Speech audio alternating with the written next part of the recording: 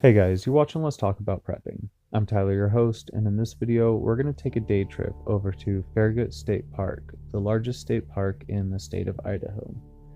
The reason we're doing this today is because one of my friends from back in Oregon recently shared a Facebook article about how Farragut is the most haunted campground in all of Idaho. And I actually don't know anything about haunted campgrounds in Idaho, so that may well be the case. But what I do know is that Farragut is a very beautiful and extremely large state park where multiple cities could disappear into without being able to see each other, and which is just a very beautiful area that my family has taken multiple camping trips and family reunions in.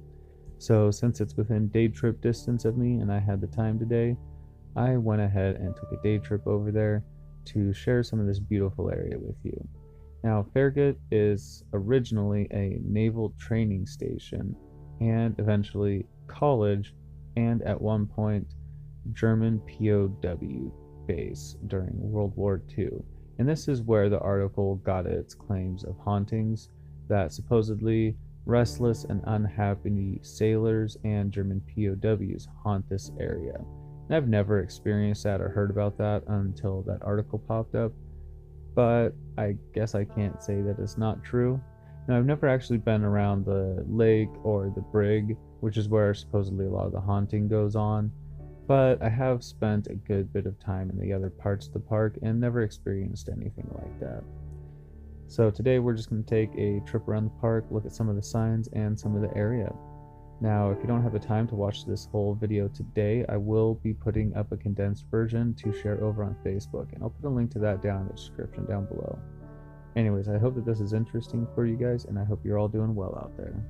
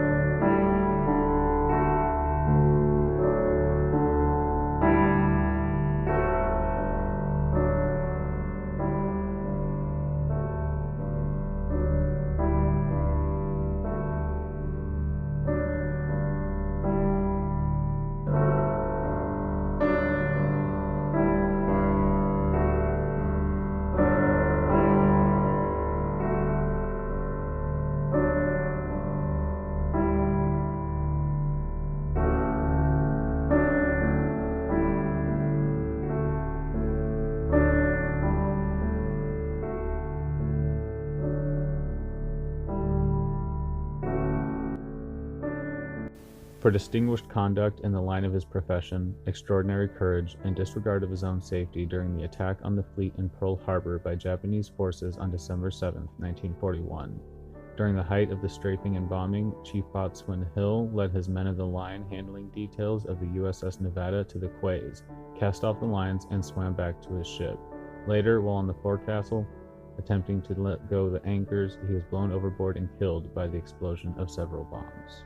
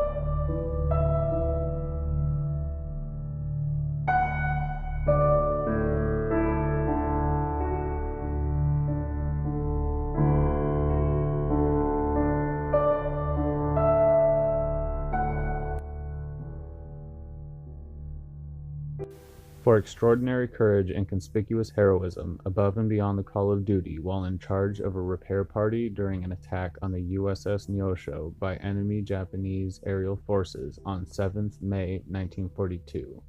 Lacking assistance because of injuries to the other members of his repair party and severely wounded himself, Peterson, with no concern for his own life, closed the bulkhead stop valves and in so doing received additional burns which resulted in his death. His spirit of self-sacrifice and loyalty, characteristic of a fine seaman, was in keeping with the highest traditions of the U.S. Naval Service. He gallantly gave his life in service of his country.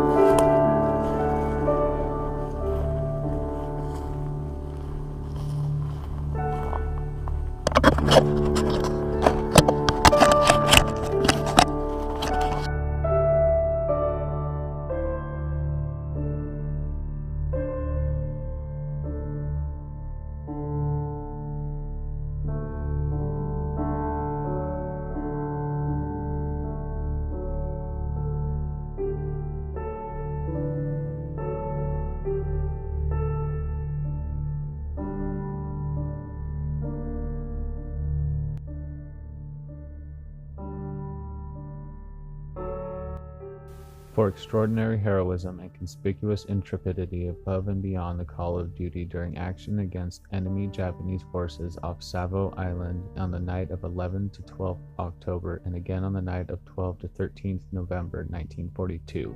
In the earlier action, intercepting a Japanese task force intent upon storming our island positions and landing reinforcements at Guadalcanal, Rear Admiral Scott, with courageous skill and superb coordination of the units under his command, destroyed 8 hostile vessels and put the others to flight. Again challenged a month later by the return of a stubborn and persistent foe, he led his force into a desperate battle against tremendous odds, directing close-range operations against the invading enemy until he himself was killed in the furious bombardment by their superior firepower.